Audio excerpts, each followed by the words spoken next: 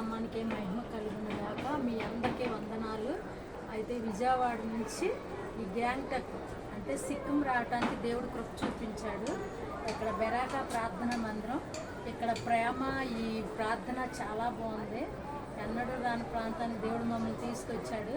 అన్న బట్టి దేవుని నామానికి వందనాలు. ఇదంతా కొండల్లో ఉంది ఊరు. ఆ కొండ మీద ఒక ఊరు ఉంది, ఆ కొండ మీద ఒక ఊరు ఉంది. ఆ మేఘాలు ఆ కొండ మీదే ఉన్నట్టుండే.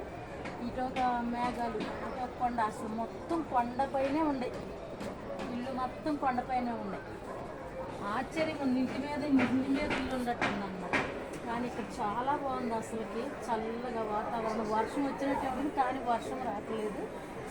ఈ కొండ ప్రాంతంలో అడిగి కొండ మీదే పైన దారి చాలా చూస్తుంటే భయంకరంగా ఉంది. మేము వచ్చేటప్పుడు కూడా చూస్తుంటే అసలు కొండలు లోయలో వస్తుంది ఈ బస్సు కూడా.